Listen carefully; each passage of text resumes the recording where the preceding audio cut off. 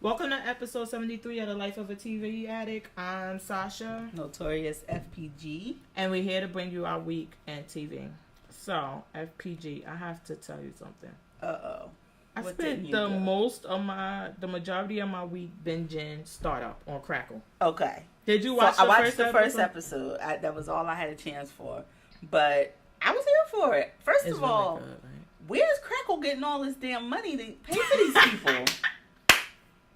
I was like, as I'm sitting there, I'm like, first of all, in the poster, I see my guy, Hellboy.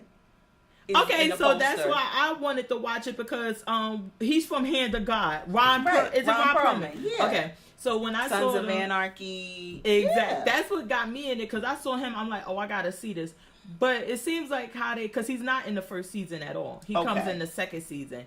And he has producer credits and executive, so that's probably how they got him in. Like, look, you'll get some backing. Even without him, we got I never even heard of Crackle. We got Martin Freeman, who he's been in Marvel Universe, and he plays on Sherlock Holmes on the BBC. Who's that? That's the cop, the older cop. Yes, I recognize him from somewhere. We got the guy who played in X-Men and the black guy. I don't know what else he was in, but he died in X-Men. He was the one that blew himself up. This actually is not a good. So I don't think that he was a good pairing for this show, and it's the same issue I had with Moonlight. Mm-hmm. While I think that what was the guy name? I can't Mahershala? Yes. Okay. He's a fantastic actor. However, the role he was set out to play didn't fit him and his age and everything else. Okay. I think that in Moonlight, we had that discussion about how I felt about him. And in Startup, it's the same discussion that I felt he was a little long in the tooth, this guy, to be on that level of the street. That he should have either been up and out of street hand to hand and with all of the dealings, or he should have been a younger guy. Mm-hmm. And that's where I think they kind of missed the mark with him. Later on, you see how, as the role play out, maybe they could have had him, I don't want to say age, but age or mature during that process. But I don't know. What did you think about him? Well, so you're way farther in it than me, so I can only speculate what I thought would happen. Mm-hmm. But I figured him for somebody who has stayed at the party too long and was looking for a way out. And that was why he gave this guy his money to try to get out. I thought that's what he was doing. Oh, so that may be a good perspective. You know what? I never even thought about that. That's what I thought that they were doing. That he would, because when we saw him, I have a new perspective. My perspective is that he stayed. Well, because we see him in the first episode, we see him. Like, he's not a wet work guy. He's not out there killing people. Yeah, but he is. Obviously has, he didn't kill the guy. He wanted them to let him go. Mm-hmm. And the younger guy was like, that's not how we do. That's not how Jay does. Mm-hmm. And soon as he's out of they obviously don't have the respect for him, because as soon as he's out of the room, he kills him. So I was looking, and then when the other guy, Jay, comes, who's in the big body Escalade and everything, I was like, oh, yeah, you are kind of staying too long at this drug game, and it's time for you to go. And I had put it together that go ahead. The son. He gave he gave the father the money to try to multiply it, flip it, do whatever. And he said okay, and took it and ran. And I figured that was his retirement policy, and that's why he's at the son's house. Like, you got something to mind. And I like the thing with the young girl literally the startup, Jen Coyne. What did you think about what she tells her mother? Her mother like, you know what we sacrificed to put Girl, you to college? I fell out on the floor. I let him come in me for a whole year so I could get this started. I said, girl. She said, you want to talk about sacrifice, Mom? You want to talk about sacrifice? Oh, I loved God. it. I was here for it. I loved it. I liked her pitch. I like Brody, the guy playing the son, who's he's obviously feeling a little pull because he wants to get from under his father-in-law's thumb. Mm-hmm. The father-in-law, well, they're not married, but the girl's father bought the house. Obviously likes or maybe got him the job where he is. Mm-hmm. So I'm like, okay, you're feeling like you need to get out on your own, make your own money, get out from under his shadow. And also it's the shadow of the dad. His own because dad, his father is a money launderer, and it's like you don't want anything from him. You want to stay far away from him. Yeah. And then you go this way, and now you're being taken care of by it, and you want to show like you're not. Yeah. But he has all of these causes that he, morals and what he thinks is important. So I think, but he is so dumb because it was so well played, the thing with him and Martin Freeman, when Martin Freeman shows up at his job and he's like talking to him, and when he used the analogy of like, so how'd you catch that huge tuna? You used flies? He was like, oh no, I use little herring. Oh, big fish catches little fish? That little fish catches big fish? That kind of thing? Yeah. Oh, yeah. Let me know when you hear from your father. I was like, oh, this has so many fucking underlying messages. Wait till you get into the first season. Definitely trumps the second season. Okay. We see that with most shows, that once people get involved, it turns into something else. Yeah. Not that the second season was bad, but oh my God, wait till you get more into it. Because the way he put it together, the black gangster guy put it together so quick in the end of the first episode, you sitting on my damn kitchen counter? I said, oh Lord, he put it together way too quickly. Your dad is not very good at this. Oh my God. Well, he went to the because in the first episode he goes to the bank and they like, right. Who? What? Oh, he took a leave of absence today. Yeah, he like, oh, and then as the show goes on, you'll start to understand more because they're in Miami. It's based in Miami, and he's Haitian. He's supposed to be Haitian. He's Haitian and coming from Little Haiti. And his thing is like, oh, you took my money and just left because you thought it's nothing I can do. And you knew I was a drug dealer. Mm-hmm. And the money was basically all of the gangsters in his hood. So he's like, that's what you thought that's what you could do to me because it would be nothing I can do. Right. And let me show you what I do. So you could get and I like the whole thing that they were talking about. I wonder, well, you can answer better if that comes into play. When in the first episode, when him and Jay were talking, and they were talking about how the gangsters that are Cuban are given a little bit more leeway. It seems like because they're seen as, they're coming from this communist, they're welcome more than the Haitian gangsters. And I was like, oh, that would be a nice little thing to see that you don't see a lot in shows, of the gangsters that are seen as, fleeing persecution versus y'all just washed up on shore and we just ain't sent y'all back yet. Well, and he goes more into, he says like, listen, when Haitians show up on shore, y'all try to get them back. Y'all try to send them back. They're not welcome here. However, when Cubans wash up on shore, they're welcomed here and there's a community for them. And then about their neighborhood and where they live at and things like that. I think it's a really good show. Now, I kind of compared it to Snowfall. Okay. And I said, to me, I thought that maybe because the crime and the level of what the hustle was more elevated than crack. And it's 2018. Right. It might have been where I gave them more of the edge over Snowfall because it was something new. It was innovative. It was like, okay, we know crack. Right. We saw crack. All right, we got crack. Now let's see this. And then it was more, I liked also that, to me, the reason why I compared it to Snowfall, because it had the aspect of this is an FBI agent, and in Snowfall we have the CIA agent, and then the FBI agent actually has a storyline, and wait till you see this. Oh my God. And the show, really good. And then you have all these moving parts, and then you have the Haitian who comes into their world with this internet thing, and the cryptocurrency and all of this, and then he's back in his hood shooting people and having turf wars. I think that I don't know. This show just was really, really, really, really good. I don't know where the fuck Crackle came from. Never heard of it. I was saying the same thing. I'm like, original content? I thought Crackle was for Jeopardy reruns. I did not think it was actually putting out stuff. I didn't know either, but that one was really, this is a really, really, really, really good And I'm like, show. how do they even pay for this? Because it's free to sign up. Crackle is free. Yes. Did you pay anything? No, it was on my Comcast. I just signed up for it, and I like that you can Chromecast. So if I want to watch it on my phone, or if I don't have access to a Roku or something, I can just Chromecast it to the TV and watch it on the big TV. I don't just have to be relegated to the phone.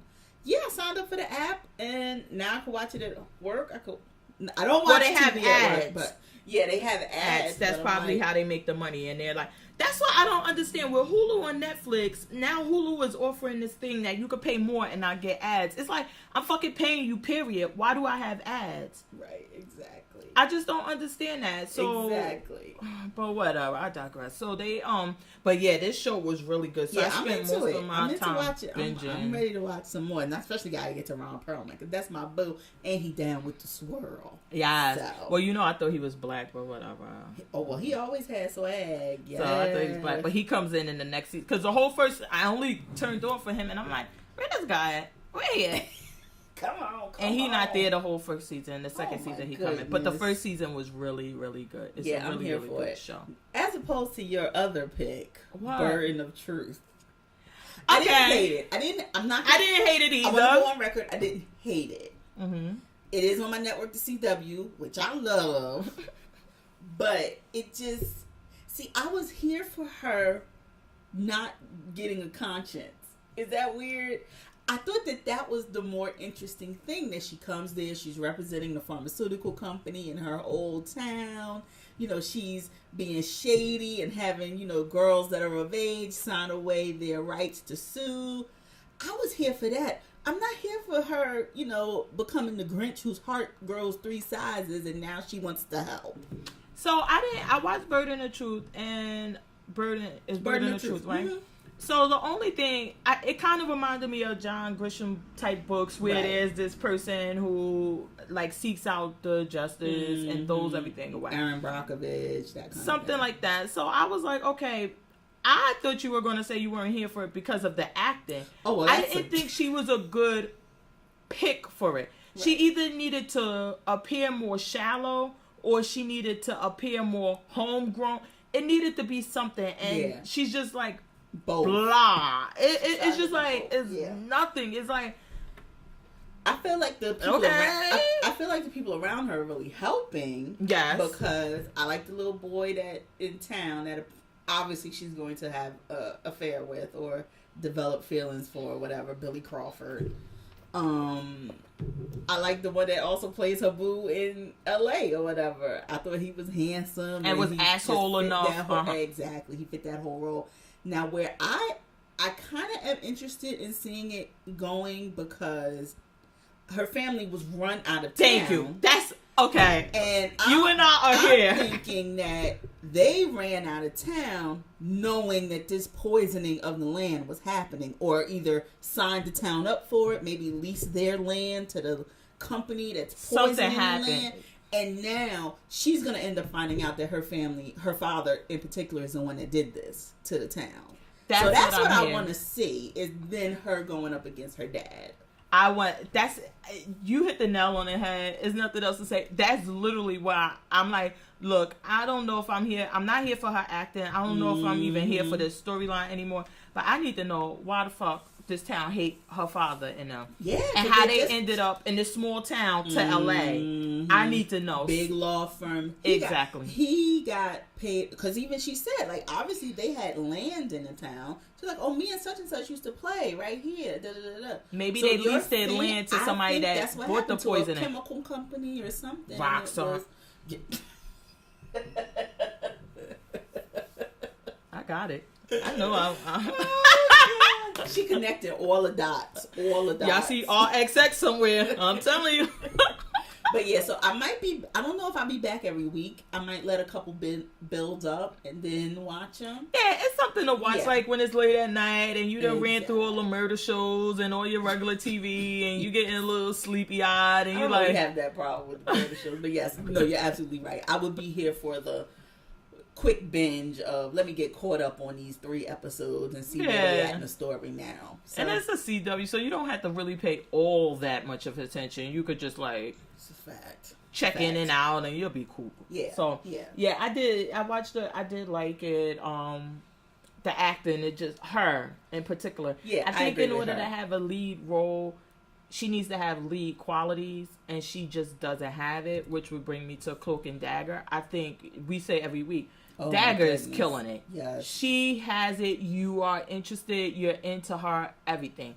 She can carry a show. This girl cannot carry this show. They needed to bring someone else in. Yeah. And I don't know. Maybe if they, like I say, if she was more shallow and like maybe not all the way illegally blonde, but close to with the Gucci bag and something. Exactly. Then you'll be interested in her character. But she's just like blah. Yeah. So you're like blah. Exactly. Yeah, like whatever.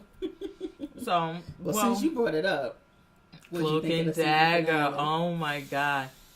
It was good. It was just this advertising they doing for New Orleans. Oh my god! When they ended up on the Superdome, I was like, okay, we got it. It's fucking. What did somebody say? They said, "Oh, that was the night Beyonce put the lights out. That was what happened." I was rolling, but I was reading up on it a little bit, and originally all of the comics were set in New York. So the showrunner, he actually said, "I think we need to go somewhere else." They had this idea of the voodoo aspect and the past lives of these two entangled people.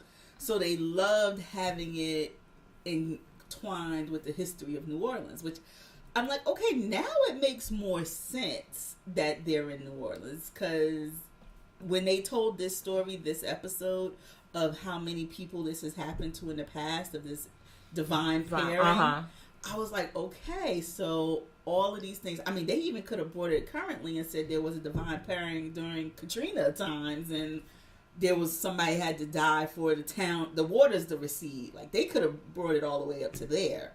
Yeah, I think that, well, now that you say that, I remember that mostly all Marvel comics and everything take place in New York. Mm-hmm. So, but I just don't think the story would have been as interesting in New York as in New Orleans, because it's like, okay, so you just gonna be running around with this damn thing, and where they gonna have this chemical factory at in the city? Exactly. I don't think it would have worked as well. Yeah. And the waters and the seafood and the things being affected. I think so. By it. Mm-hmm. I really love the way. But we got it. We knew it was New Orleans. I ain't had to. Every scene we didn't need something to tell it, because we knew. Well, now I really loved what they did with the ending, though. So apparently the cop is now going to be a character that has been in the comics, Mayhem. Oh, that's why they say season 2 will be Mayhem. Yes.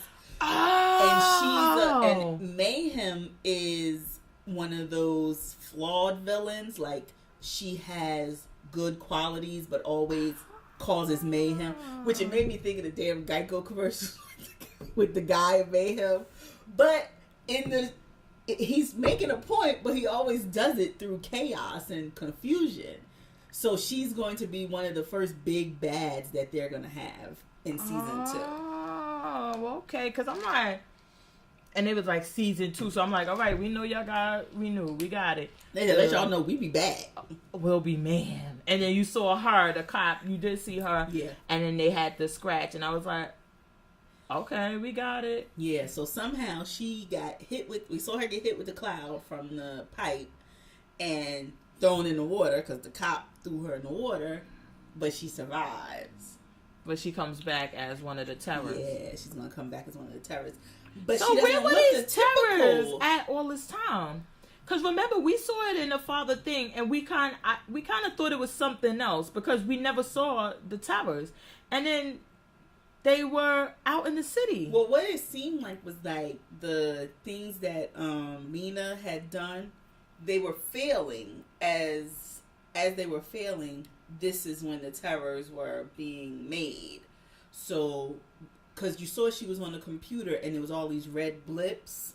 It was like 5 or 6 red blips that were blinking, like they were in failure. Those were the other, I guess, the pipe things that she had installed that weren't working and were going to blow. So as they blew, the terrors were being made. And then it was passed on through contact, because we saw at the police station when the guy broke in with the axe. Yes. Just from the guy taking his pulse, he got infected with the terror. and then they just passed it on. It was like zombies through touch or something. It was crazy. It was weird. I was like, wait, where is this going? However, let me tell you, the episode was so fucking action-packed, I could give a fuck how they were getting it or where they were at. I'm asking now because I done calmed down from the high I had watching the show. Yeah. But when it was going on, I questioned nothing. I was like, yes, bravo, that's great. So the showrunner was saying that in the way they did it, with them holding hands and one of them not dying, it actually breaks the divine pairing curse where one has to die. So now they can just be like these vigilantes fighting against this stuff. One of them doesn't have to die for the town to be saved. It made me think of Hunger Games, my favorite. Because I was like, well, both of them. Because at first I thought that when Tyrone had the thing on his arm, I'm like, okay, it's going to be him. Right. And it's clear it's going to be him. But then I thought like that maybe another version of him would come back. Mm-hmm. And I'm like, then they could swap actors and get a better actor. See. But then she got it on her arm. Right. And I'm like, all right, I know what's going to happen. Yeah. I was like, it's going to be... But then I think you told us weeks ago they had got renewed. Yeah. So I was like, all right, it's not going to end. I said it's going to be both of them, and they're going to pull a Hunger Games type stunt. They both were able, by doing that, they broke the curse of the divine pairing. So now they said next season, of course, Tyrone has to fight for his life because he's still in town, but wanted for murder. Mm-hmm. Him and the girl have essentially switched roles. He's sleeping in the church now while she back at home. And they're going to be some sort of vigilantes, and he's going to be trying to solve this crime. Mm-hmm. But his mother knows that he's there because I was about to say, she heard the noise and went upstairs, and she kind of got it. Like, okay, you're okay, and we can relax. Yeah. It was just, this episode, it just was really, I thought it was really, really good. The whole season has been good. Tyrone, over the break, acting lessons. It can't hurt. Just a couple, you know. Go do some stage plays. I don't know if they do Medea plays anymore. Do a couple of those. Oh, shut up. But you got to get this. Because I think that the problem is, honestly, with this girl being so strong. It makes him look weak. Everything, exactly. When y'all come in there, it's just like down. And then when you got a scene where it's him and he has to carry the scene, you're like, next. Even the voodoo girl, when she comes in, it kind of helps. Yeah. But when it's just him, it's like, oh my God, can we go? I loved how she came in and just told them too, like, look, this is what it is. I'll just tell you, because I'm tired of y'all walking around like y'all don't know what's going on. Mm-hmm. One of you supposed to die. I don't want it to be him. If it can Peace. I'm good on you, girl. I just loved that show. I'm trying to get my mom into it now, so I'm telling her to binge it. So she's up on episode 3. So she's like, well, you already saw. I was like, don't worry about it. Just watch it. We'll talk as you go. Yeah, that's a really good show. I think it would be really good as binge, but I think it was strong enough to carry you from week to week. Yeah, I agree. Some shows you just like, I'll binge you. Yeah. Because some things are boring. And this one, it carried you week to week to week to week. It was always there. So. Did you watch The Sinner? Yes! Girl. That kid was scary looking. This is like they just totally did the opposite of the Jessica Biel season, because they came right out the gate like, you know what happened. You know who did it. Now we're going to work backwards so you understand the why. Yeah, so I didn't watch the whole season of Jessica Biel. I just got it. Yeah, I just got out of it. But this episode at the end, because I watched it on demand, she's the executive producer. Right. So then she came on and said, look, I assume that's what the previous thing was about. But I watched the first couple of episodes with last season. And to me, it wasn't clear that she exactly did it right away. Exactly. But she's trying to say that was always the premise, that you know who did it. You just don't know why they did it. And that's what we're going to bring you to. Right. Here, I wasn't clear that the son actually did it. Right. It was just that he's the only one that had access. So they're like, it has to be you. Yeah. But it wasn't like, oh, for certain, he is the one who did it. We just want to tell the story of why he did it. Right. So I wasn't really clear on that either. I see what you're saying. And then by the end of the episode where they were going through the luggage and they're like, where's this kid's clothes at? Yeah. Why doesn't he have anything? Why are they traveling with a child and no child's belongings? And it was like, okay, is he kidnapped? But then I was going back to the scenes in the car, and the kid, he's clearly old enough to be aware if he's kidnapped. Yeah. And he didn't seem as though that was Scared. Oh, he didn't know those people. Yeah, they were talking. Everything was great. And I'm like, okay, so that can't be the case. And then we have the final scene where the lady walks in and says, I'm his mother. And I'm like, is she really his mother? Or is she saying she's his mother to get him? Because, you know, it's a family court. Even though it's murder, it's still a family court case. And that if he doesn't have a guardian, then he needs to be held by the state. Yeah. So I'm like, so is she coming forward now to say, I'm his mother, so that she can get him away from the state and get him out of it? Or is she truly his mother? Or the way the coming attractions make it look like they were involved in some sort of cult. That's what I had. So I'm wondering if she's the mother in the terms of the cult, right? And the family were members, and maybe they were running away. Maybe they were taking him back. I don't know. But I'm thinking she's, in terms of the cult and the members, she is the mother. So that would be good, because what if so now she is the leader of the cult, and maybe that because he was there at a younger age that he actually, no pun, drunk the Kool-Aid, Jim Jones reference, that he actually was one, and he was brought up that way, so he believed in it, and then his parents had actually stopped believing in it and wanted to get him out, and they're like, okay, we can't get his stuff because maybe all the kids are kept someplace else, but we can get him out. And then he kind of like, oh no, I need to be at my so here, take this poison, and he's actually giving them Kool-Aid. I would love, listen, if the parents are being poisoned, I would love it to be with the cyanide and everything like Jim Jones, because I think that would just be a great reference. I was trying to remember I think they told us, but they didn't tell us what exactly it was. The flower that was behind the thing. Because remember, Bill Pullman tried to get him to touch it, and he said, very few people know that it causes a burn on the hand. Oh. And remember, the boy wouldn't touch it when he tried to give it to him. And I remember the father, when he was drinking the tea, said, smells like licorice. I'm like, why the fuck would your tea smell like licorice? Wouldn't that be a red flag? So I'm thinking he somehow, this kid knew that was poisonous. And I'm, like you said, I'm thinking the cult, maybe they were educating them on botany or something. I don't know, but I'm interested in finding out. That wouldn't be too far-fetched, because they would have to, because if they're out living in the wild and in the woods, they gotta know what they can and can't eat. Exactly. So it's like, all right, I don't know, but this was really good. And a kid, I don't know. Kid's creepy as fuck. I was about to say, because he's creepy, but he's cute in a creepy way. So you're like, you can't do it. You feel bad for him, like when he's out there in the woods, trembling, no shoes on, he look like he pissed himself. You're like feeling bad for him. But then when he's in the group home, and like they obviously have him separated, you don't know if that's his choice or the group home is like, nah, this motherfucker's accused of killing 2 people. Leave him in that room by himself. Yeah, that may be it. So I'm like, these little things make him look creepy AF. Ugh, it was good though. I'm here for it. Yeah, I was here too. This season is already episode 1. You pulled me in. I'm here for it. Yeah, they did a good job by getting you in, because I think the last season it was kind of like leading up to that point of what, and it was like, girl, I'm going. It was too much. It was like, I gotta go, girl. Tell me later what you doing. I gotta go. All right. So what about Castle Rock this week?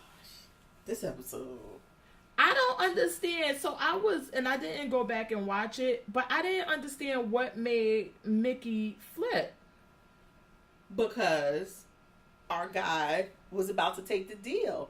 And he was going to leave. And he was like, there's got to be an act of God to make me stay. And he said, well, God, no. But I'm about to go crazy and kill all these motherfuckers, and then you can't go. Oh, so he wants to actually keep the devil guy in jail. I think he didn't want them to take the deal because in taking the deal, they had to keep quiet about what was going on at the prison. The conditions, and where he came from and everything. Exactly. It was just let this guy out, give him, because obviously the guy gets out. We see that on the Come attraction. Okay. I don't know if you watched it, but he does get out. They show him in a coat outside, unless he's like in the prison yard or something. They show him outside again. But Mickey wanted the climate, if you will, the conditions of Shawshank addressed. And that wasn't going to happen with them taking the deal and just closing out the case, letting him go, and signing an NDA or whatever.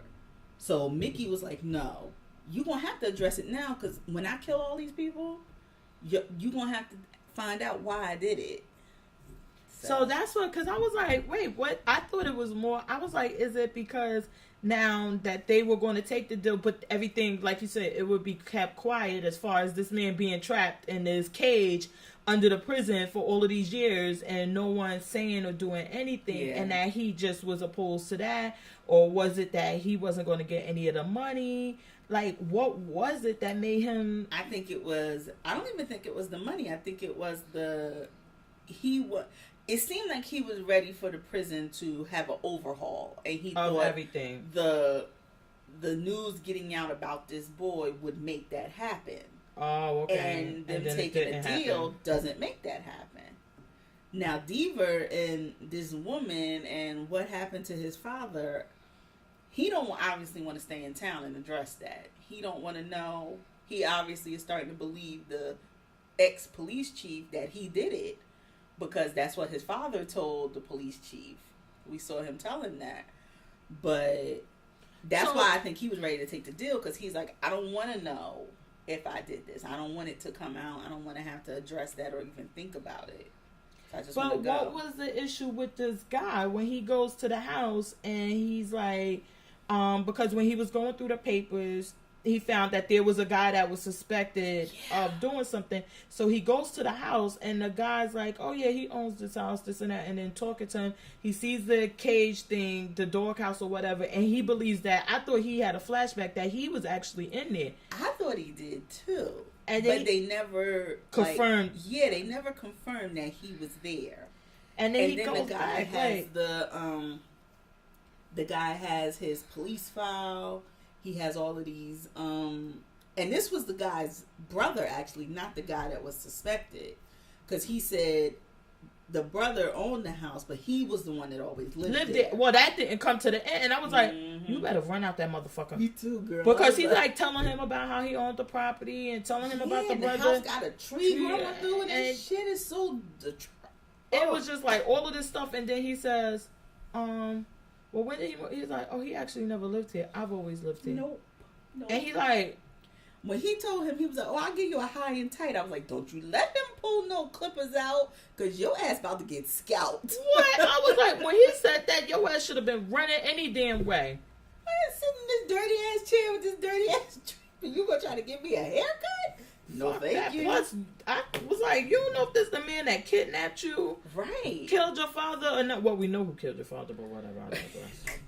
We don't know who broke his back and all of that made him on the ventilator. We know who took him off the ventilator. Yeah, I'm about to say. Oh goodness, but yeah, Castle Rock, y'all. It's Stephen King, you getting weird. Yes. I mean, it's still enjoyable, and it's still a mystery I want to see solved, and all of this other stuff. But I don't know how you're going to solve all of this and get another season, because it's like, well, it could be a different, I guess, different things in the town every season.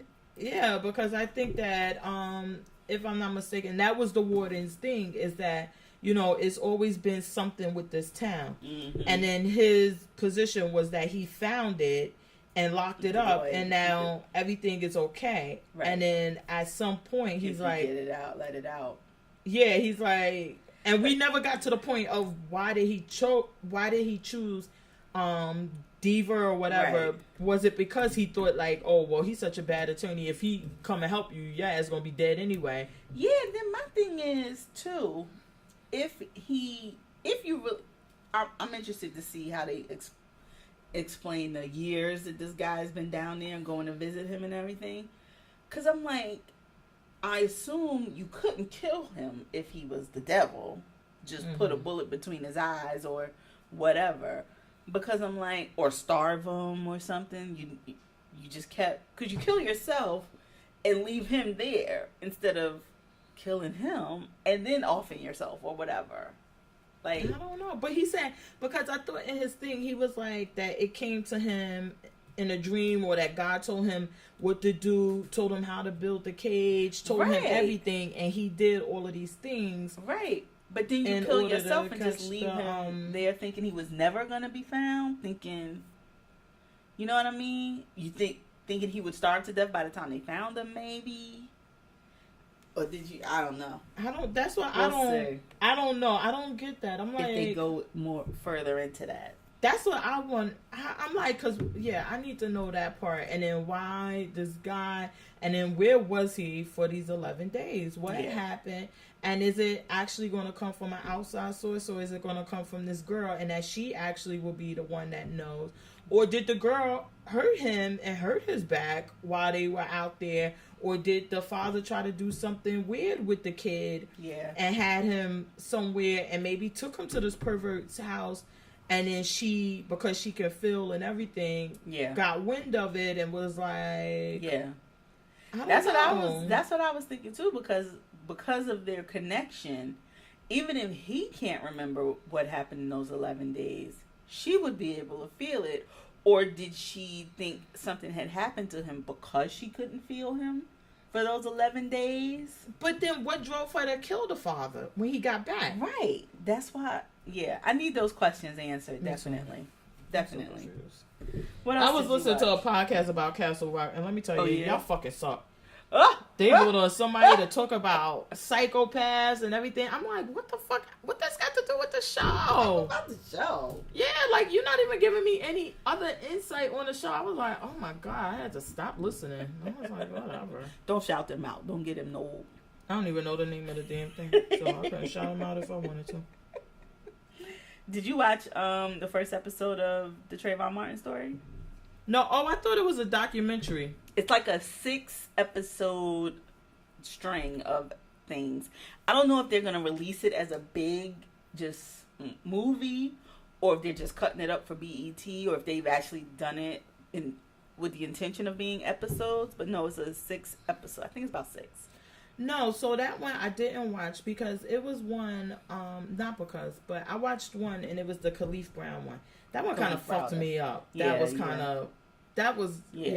a bit much. No, I hear you. The Trayvon Martin, I didn't know what it was going to be about, but what was it? Well, it was basically how it tells the story of how he was it's such a bad way to look at it, but he birthed the whole Black Lives Matter movement, because his death was one of the first ones that was literally, you heard the video, you heard of this stand your ground law, you heard of these things happening, and it was someone not law enforcement who did it and was getting away with it.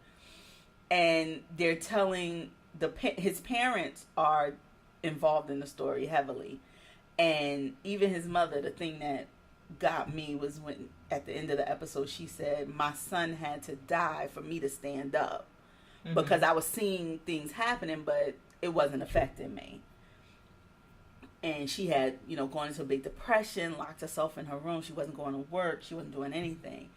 And then when the attorney Crump told her, like, we need you out here as the face for your son's, the video to be released, these things, and to know how a mother feels. And she finally started going out and making these appearances. But the thing I didn't know was, so he had gotten into a very small thing at school and got suspended for 2 weeks for being found with marijuana residue. And his mother, and then we're like, what are we going to do with him for 2 weeks?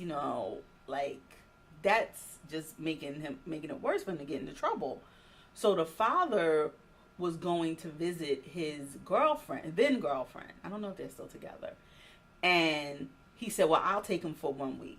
So he had literally only been in Sanford for a couple of days. Oh my gosh! Before that happened, the father and the mother had, and the girlfriend already had plans. Went out that night, and she had another son who was around the same age. And when they came home, they said, "Where's Trayvon?" And the guy was like, "He went to the store." They didn't have identity. This boy had been dead for hours before the parents had called and reported him missing. And then someone else started saying, okay, we have an unidentified black boy who was wearing Jordans, who was wearing a hoodie, and we have this family who has been missing their child since hours last night, who was wearing the exact same thing. I was like, that, because so it was this big complex, and apparently wherever they were, it was on different sides of the complex. So it's not on BT. That's why I couldn't find it. It's on Paramount. I thought it was airing on both. Oh, is it? I think it's airing on both. It was airing on both. So, because I'm like, where is this? Let me see. But it was very interesting. Of course, you're gonna be mad, you cry, you just go through all of the emotions. But it was good. I'm gonna be watching it. It was really good. Maybe I'll check it out. But I was like, is this going to be, because what is this show going to be about? The Khalif Brown, I never really heard this story. And I watched it, and then it stays with you. His story. Yeah, that was hard. Really. And it was like, yeah, you understand the story has to be told, but it was like, is this something that I can handle? Right? It's one of those where you watch it once and you're like, I can't see myself sitting through that again, because exactly it just tears you up every time hearing his story and hearing, his mom's story and how everything ended up. It's just like, oh God, that just breaks your heart. So, but I don't know. I think it's something to his parents, especially with Trayvon. The way that they have been motivated by this, and motivated others. I think that's why the title comes Rest in Power or whatever, because they're never going to let his story die. So it's interesting. I'm here for it to see how they move through it and navigate the rest of these things that happen following his death. Oh, and so is that where it's going to actually end up at, that they're going to go through how his death started this whole movement or whatever, and then get to the Jay-Z part, because the guy is actually, he was never sent to jail for any, not like an OJ thing where he got jail after it for something else, and he's still walking these streets and doing him, so he actually had filed a lawsuit to have them not air it. He lost, of course, but he was actually trying to get them to not air it at all. So, well, I think the problem is that it's not your story to tell. Like, you have a part to play in it, but the kickoff is you. But everything that happens after it is his family trying to get justice for him. But what do you think about, I guess the thing is that only 2 people were there. Right. Who's to say what really happened? Yeah. Only he could say what happened. And I think that maybe, and again, not that I believe I'm just for the sake of conversation, is that if you're going to tell a story and you weren't there to say what happened, right? How can you tell that story? Right. Because, and as it was going on, is that if this guy is saying, hey, the kid was beating him up, I mean, the law is on his side to defend himself. Yeah. Can we say, oh, but you didn't have to shoot him? Okay, we can. That can be our opinion. Right. But if the law doesn't say I don't have to. Yeah.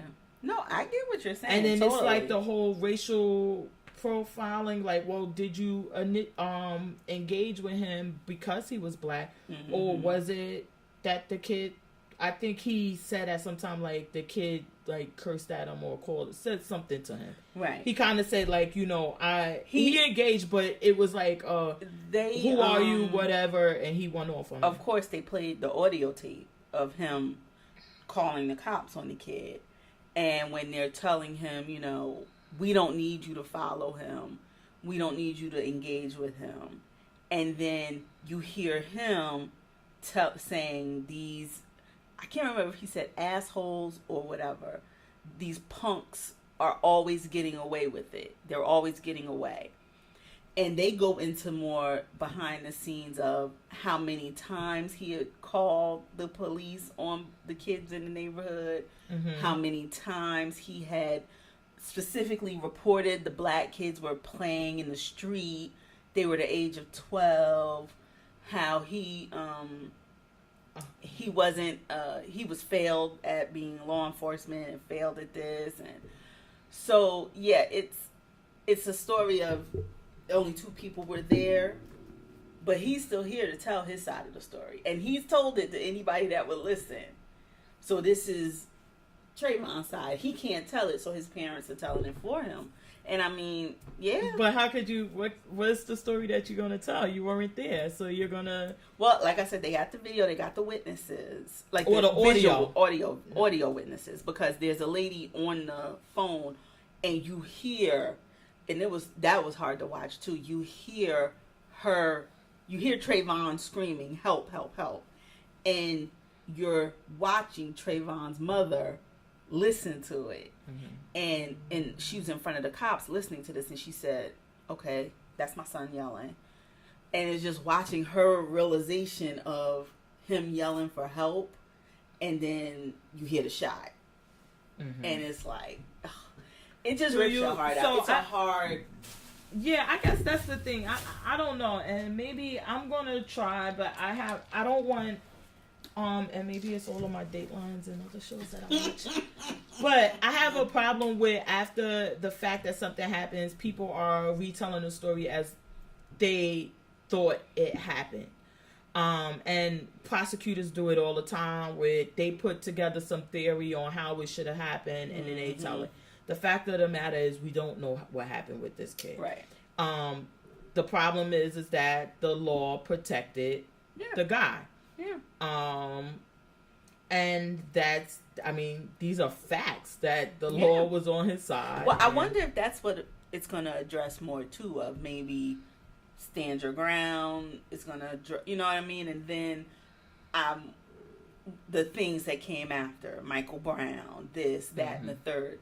How it just snowballed into this whole thing of from one kid. You know what I mean? I wonder if that's what to bring I think that would be it too, to bring the awareness. Whereas before, the stuff is happening, but no one's really getting the awareness about it, because now, which the thing with the kid with the weed, I mean, come on, really, who cares? Right. But it has always been that, is that maybe it is somebody, and maybe the kid was in drugs or in gangs, so then they can discredit them before it gets that big and say, hey, this kid had a record that this was this long and this and that, and then you get to Trayvon, and it's like, okay, well, now this is a teenage kid. He doesn't have his record. He doesn't have this, and you have somebody killing him.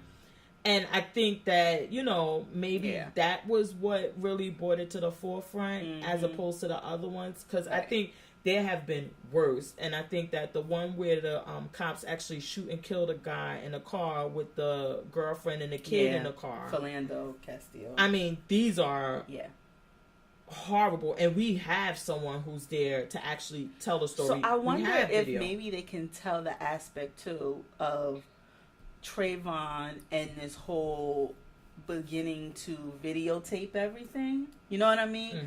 Videotaping all your encounters with police, encounters with, you know, Caucasian people, whatever, that had the ability to escalate to worse, because you really were not seeing these videos being released, going viral, of people being stopped before Trayvon. And we had cell phones, we had the capability of doing it. But after that, Black Lives Matter, protesting, things like that, everybody would pull out a phone and start taping when you saw somebody getting stopped, or if you were outside and you saw a kid getting harassed, you started taping. Mm-hmm. They could even address that too, because we wouldn't have Philando if the girl hadn't gone on Facebook Live. We wouldn't know the circumstances of that. We'd only have the cop and her, and who would people be more likely to believe? But we had Facebook Live footage of what happened. So maybe they could even go that route and tell that story too. And maybe go back to the Rodney King. I mean, bring it back to the Rodney King where, look, this is the first time. And that was, God bless that person, because you had to have an old school camera, get a VCR tape, record it, get it to the police. If the lights hadn't been on in the car, if the headlights hadn't been on, we wouldn't have seen shit. But, I mean, I would like them. I want to see, so I guess that I want to, so maybe I'll watch the story, but I want to see them actually tell a story and how it relates to something. But if it's going to just be the mother and father and people trying to tell a story and they weren't there, I don't want to hear that. Don't tell me what happened between these two. Don't tell me if this guy had, if he was right in shooting him or not. That's not your story to tell. Right. No disrespect to anybody. It's just not your story to tell. I hear what you're saying. And the law favors this guy and says that, look, if the shit go down and you got a gun, you could defend yourself until you kill a motherfucker, and then you could go about your business. That, I mean, so and it's not your story to tell. They also went into like how Stand Your Ground came to be, which I thought was a little interesting. The lady from the NRA who... What do you think about Stand Your... Oh, I think it's a bullshit law. I think it's still something that we're seeing people get murdered for today, because it just happened maybe like last month. A guy was murdered over a parking spot dispute, and I don't know. I feel like I'm not pro-gun, period. I wouldn't trust myself with a gun. But I also feel like when you are licensed to carry, that is your first response to conflict.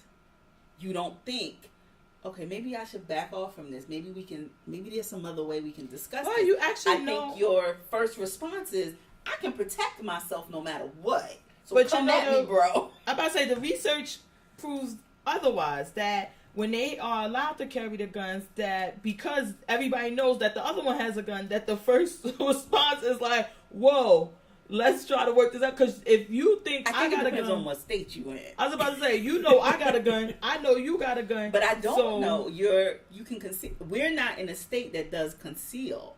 You cannot carry and conceal a weapon. You can't carry. I was about to say shit. Right, yeah, but in Texas, God bless. You got it in your car. You can have it on your person. You can have a shot.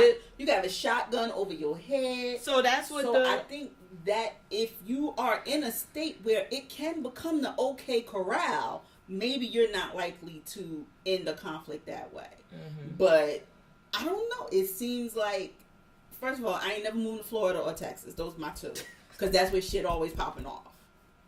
I'm just saying. That's just me. Mm-hmm. But in the state I'm in, I'm glad to live in a state that has these crazy ass gun laws. I feel bad to people that come here and don't know the gun laws, because it seems like those are the people that get caught up a lot. Mm-hmm.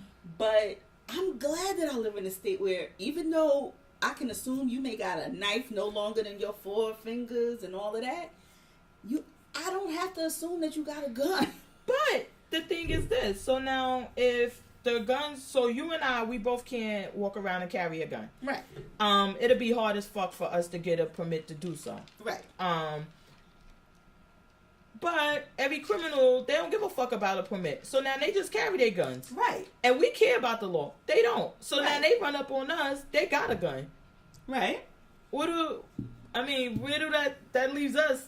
Basically lacking. Out. You asked out. Like, yeah. So does that really... Move to Florida. That's what I can tell you. But it cracking. Move to Florida. And well, they always say... Somebody can look at you wrong in the movie theater, and you can be like, we got a problem. We got a problem. I mean, something as simple as that. And let's real talk here. I'm a movie lover. And when I go to the movie, yes, I am that person. Once... You can do all the talking on the phone you want while the trailers is on. As soon as the lights go all the way out, I don't want to see nothing. I don't want to see no phone. And I will be like, excuse me, could you dim that? I am that person. When I saw that story of that man who shot a guy because he was talking on his phone in the movie, like, stuff like that is just difficult for me to wrap my head around. But don't you think that it comes a time, I think that you have to always know your surrounding, know your audience. Now, if I'm in the movies and somebody is talking loud, first of all, I talk in the movies, so I don't really be pressing people. But if I'm sitting next to somebody and they're talking constantly... to the person next to you and be on the phone is two different things. I'll be in a movie by myself. I'll start talking to the movie screen. I gotta talk about this movie with some damn body. Nobody else there to be. It could be. But if you're talking a lot and I may look or whatever and this and that, and then maybe you'll look and you'll say, is this the person that if I say that they will? Because if they're in the movie talking, clearly they don't give a fuck. Some people may not be aware. They think they're whispering, but they're actually loud. And is it that type of vibe? Like, okay, he or is it a quick 2 minutes? Right. Like, he's on the phone real quick, like, hey, I'm in the movies, I'll call you back. Right. Then I mind my business. But if somebody's... That's different. I'm talking about you carrying on full-fledged mother effing. Oh, we had broccoli and cheese for dinner at the restaurant down the street. But then what's wrong with getting up and going to the... usher, that's my next step. And say, hey, and say, hey, listen, somebody's in a movie theater talking. I don't want to be Permit Patty. I don't want to be. Well, no, you wouldn't say. Person, look, not to go in there and get them. Say, listen, somebody's in the movie theater talking. Yeah. I'm what's the name? I can't enjoy the show. Can you refund my ticket or give me a ticket till a later day and just move on instead of? I think, and then we can move off of this. But the society as a whole now. We're on some other shit. Right. I literally, down the block from where we're recording now, I watched a car accident that was literally an accident. And one of the drivers got out of the car. The other driver goes to get out the car. Apparently, he thought they were going to exchange information and make a police report. The other one just starts swinging. No words said, nothing, just swinging. He wasn't really a good fighter, which he should have probably thought about because it was like... Before you started. Swing. Yeah, how you come out your car wild aggressive, but you can't fight. You know you can't fight. And thank God that the kid that he was swinging on was more so like, I'm just defending myself. I'm not... He didn't try to beat him up, which he clearly could have. Right. Because he was ducking all of the punches, this and that. Right. And then he like kind of tried to back up like, look... It's not that. The guy kept swinging, so then he hit him a couple of times, but he, like, stopped. Like, this is not... But shouldn't this kid have had a right to then say, you know what? Go in his glove compartment and get a gun? Fuck this. Pull the shit off his head. Like, you don't want to stop? I'm going to stop you. But then, I hear what you're saying in that respect. But... Because what if the guy had got out the car and pulled out a gun and just walked up to the kid with a gun? Right. I mean, the guy was crazy. I never saw anything like that. But then I was like, but damn, he can't even fight. Right. It wasn't like he could fight. I was like, I don't know. I mean, it's a debate that not only we could have here, people have been having since the beginning of time.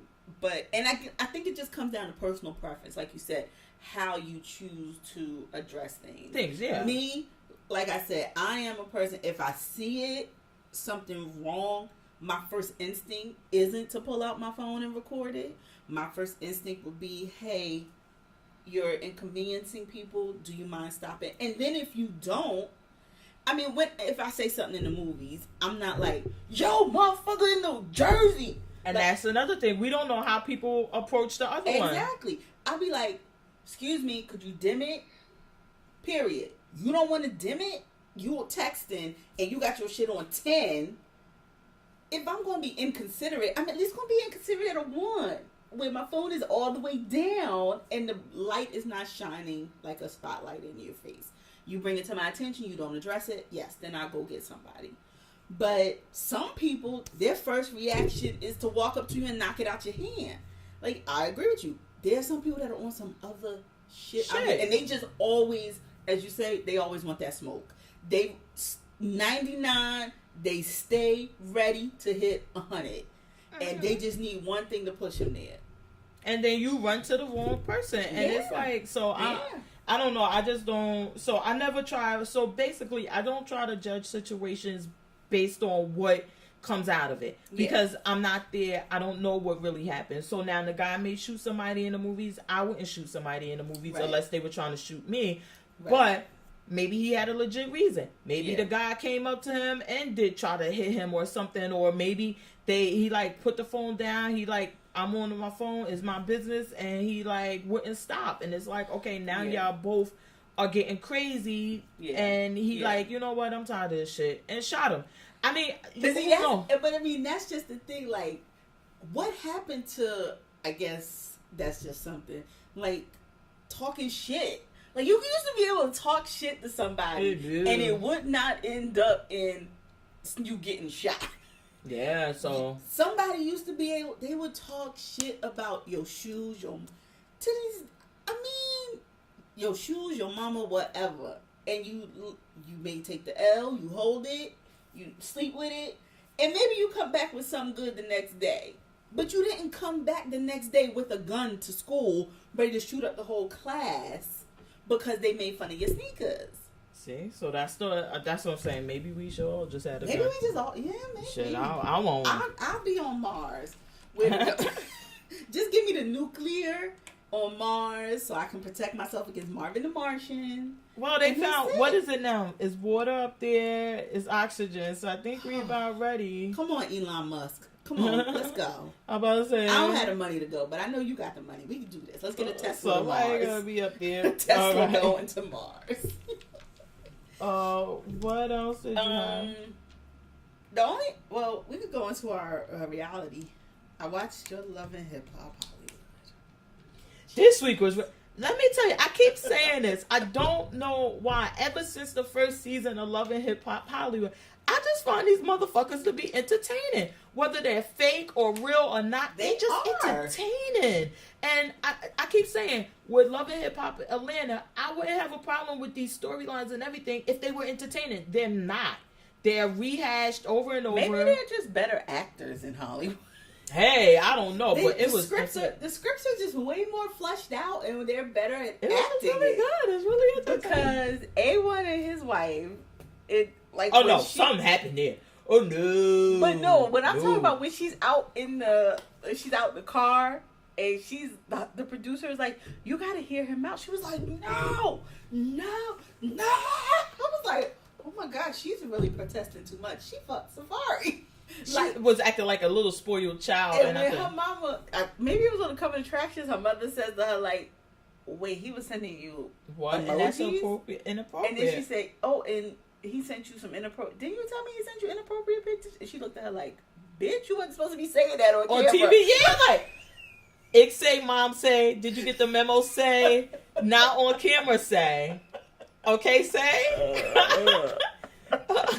Continue. Oh my God. But I was telling somebody else, I said, I love that her mother, because clearly this girl she act like an only child, which we were having a discussion before. She's clearly an only child.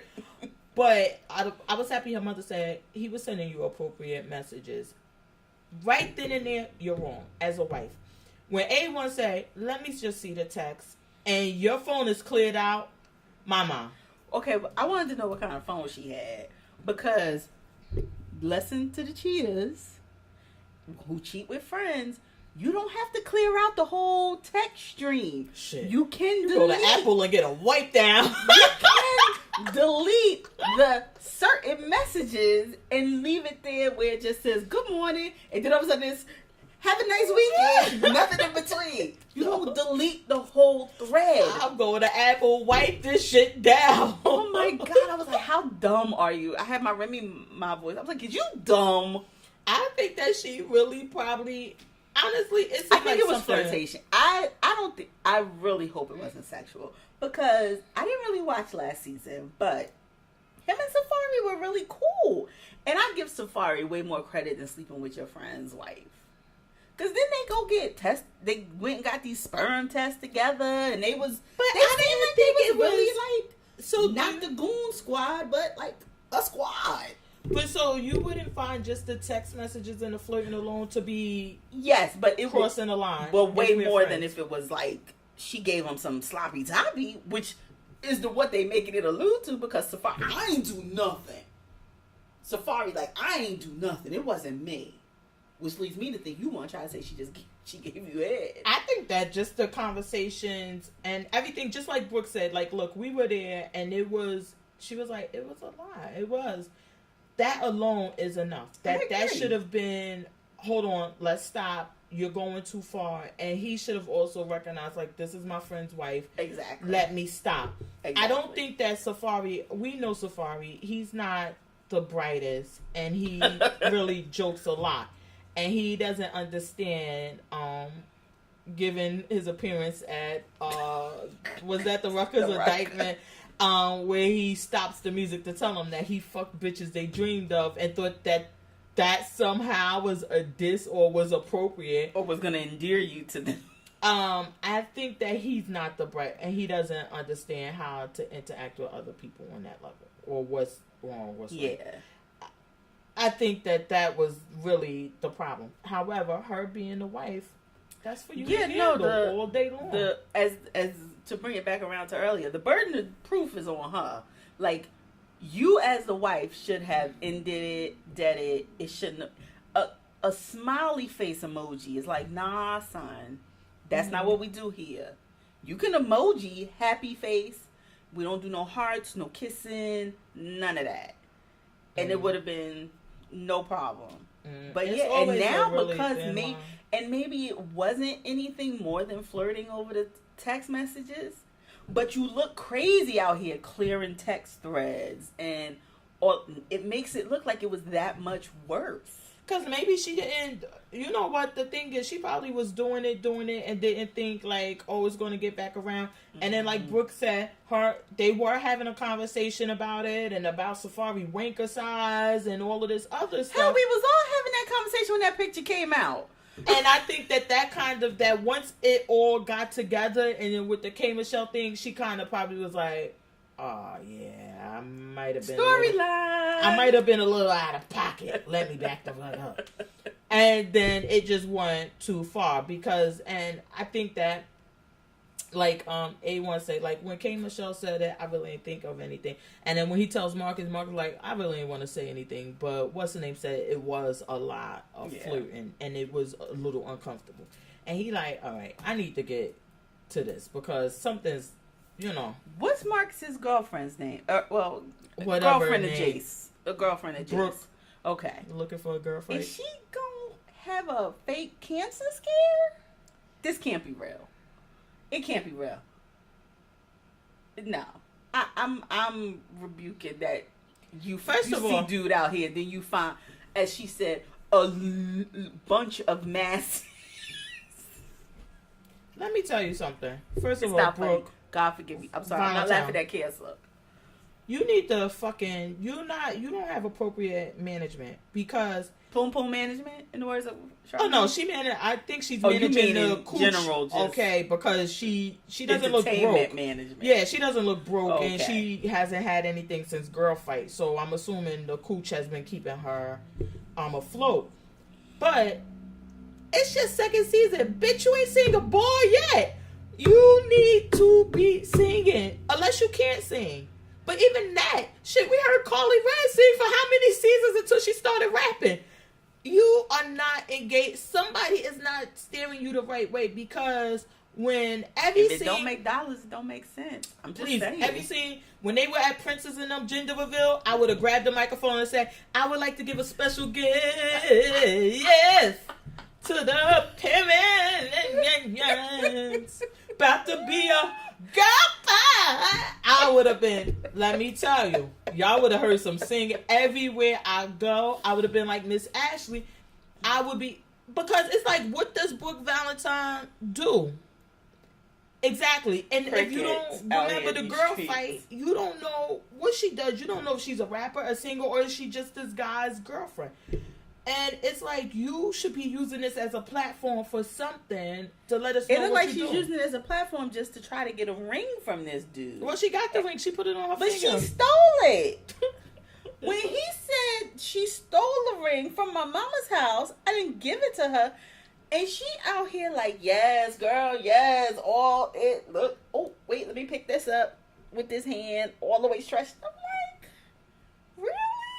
And then when you see him out, I'm tired of him with this sold my royal oats. I'm like, okay, dude, you're we not get it. royal. Coming to America, we get it, but you are not. Off. And then, but I'm with her, like, you don't be bringing these bitches out to events.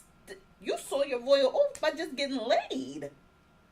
What are you doing catching feelings? And then, old girl, she pulling on him. I'm sorry. She looked like she was an intern for the set. Yes. So, I'm not even entertaining any more conversation about this girl because she clearly looked like she was either a PA, assistant to one of the producers. Or just standing by the gate and they said, hey, you want to deliver a few lines? Or she was an intern and they like, you know who's really pretty? Put her in makeup. Let's see how she looks. Okay, yeah, I think that'll work. Put her there because it was like, oh, Marcus, who is this? You never told me. I am so upset. Did I do a good job, Mona? Oh, God. No? Okay, rewind. I was like, come on, I'm not here for it. Like, I know y'all needed a storyline, but this girl just does not look like. Well, now she about to make a storyline because she gonna have fake cancer to get a real ring. Brooke, if you ain't singing about this fucking cancer, I don't want to hear about it. Where is her manager? She said singing about the cancer. She needs to be singing all the time. Like, singing. Girl. Or something, because you need to let people know why they should be worried about you. Every time you see K. Michelle, she got a microphone or something. I mean, so what was this? I must have totally missed this story. So the girl, she accused the girl of stealing her credit card for an Uber ride. Oh, that was old. It was even was K. Michelle still on Love and Hip Hop Atlanta, or she had to come back or something? But she said that the girl is her friend, and what happened is that she had the car hooked up to Uber, and K. Michelle told the story that Paris was stealing from her and committing credit card fraud. That's how she told the story, and she left it there. Paris came back. She's like, listen, this is what happened. She said her car was hooked up to my Uber. It was hot. I'm fat. I called the Uber. Period. Is it still technically stealing? Yes, you didn't have her permission to do it. However, the way K. Michelle made it seem when K. Michelle was hot and had the platform, she made it seem like she took her credit card and was committing fraud. Right. And that's why I understand Paris. I go my broke ass, but my card won't get declined over one. Was she driving from Hollywood to Atlanta? Well, my card ain't gonna get declined over one Uber ride. Well, I think it's the fraud alert, so that if I'm in, locked it. You mean like if I'm in LA and my card being used in New York, then they're like they locked it. Yeah, because even that happened to me. I drove down to Atlanta and I went somewhere. I didn't think about that. I'm thinking like she out here, like if somebody using it, and then. I don't know. I didn't think about that they locked it, and then it was like... I'm about to say, they locked my shit. Somebody was up at upstate New York, and apparently what they do is they first try to get something really cheap and see if it works. So they bought... they were at an apple farm or something, and I went to the store to go buy groceries, and my card was declined. I'm like, what? Yeah. And so I called. They like, listen, we think it's fraud because you got an Apple thing up in upstate New York, and then you had... what was the other thing? It was gas on a... Atlantic City Expressway or something. They like, so it looked weird. We locked your card. Did you? And I say, no, absolutely not. Thank you. And they like, I say, but I'm in the store trying to buy my groceries. So I need to unlock this. And they like, okay, how much are your groceries? We'll unlock it and then we'll put it back on and get you a new card. So you're like, okay. But it's still, it's, I mean, but, and I like when I think that Paris being real helps it because she's like, listen, she's sitting here talking about how she felt this, and she didn't even apologize to me. She's like, but I guess I'm gonna have to just take this because, and I'm like, she did not apologize to you, and it seemed like it was all fake for TV. It doesn't seem like she really cares about you. They had probably already patched it up. I didn't think so. It does. didn't seem like she cared about her at all. Because they both was like, well, I'll just take that as an apology. And she was like, okay, I'll just take it as an apology. And I'm like, neither one of y'all really apologize. Yeah. I was like, whatever. But I think that K. Michelle, I think A1 hit the nail on the head with her. Is that, hey, you on a decline now. You're not hot like you were before. You not getting the airplay on the radio. I haven't heard songs from her and I don't know how long. You need to just hurry up and get this whatever fixed. Well, the butt thing, she did get that out. Which I gotta breathe. I'm taking a big sigh for this. When we kept saying K. Michelle got a fake ass and everybody else said she had it, she said no, that she always had this big butt. Everybody knows. Then years after that, it was that she had a Brazilian butt lift. And they like, well, that's ass shots. That's what we're talking about, that you got a fake ass. No, it was just that it was droopy, so I got it tightened. Now, 6-7 years afterwards, now you want to get the stuff taken out your ass that you didn't have. So what are you getting taken out? So now, when you get this stuff taken out, do you also have to get skin removed?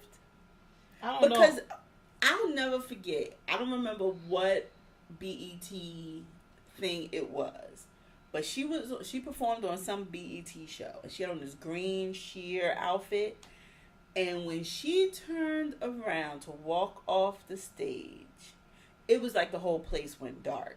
It was a monstrosity. You could tell she had went overboard.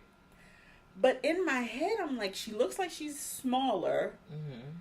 And then you're getting this taken out. I'm like, your skin has to have. Oh, yeah, they probably tighten it. When they tighten it, I'm like, they're going to have to remove some of that. Yeah, they probably skin that's been pushed out. Yeah, they'll do that. But I thought you were going to ask the more important question is that when you get the stuff removed from your ass, does it also affect your face? And because I thought she was just doing some weird contouring or had a nose job. Yeah, she clearly had surgery done to her face. Nene always claims it's the contour. Well, Nene was claiming that it was a contour until Bravo said, listen. So I thought it was just the contour. Well, when they paid for her nose job and she went on TV and got this nose job, and you're like, I know it's the contour. Everybody's just going to say that it's contour. A beat. We're not going to. It's a beat. We're not going to act like you don't got to. Okay. We just. Because K. Michelle's whole face looked different. Girl, let's talk about something more important. It was like. I need to talk about something more important. What, New York? I need to talk about New York and this boat ride. And how I was literally screaming at my television. Wow. It was just so, oh my God. I've been on, like, I went on a whale watching thing.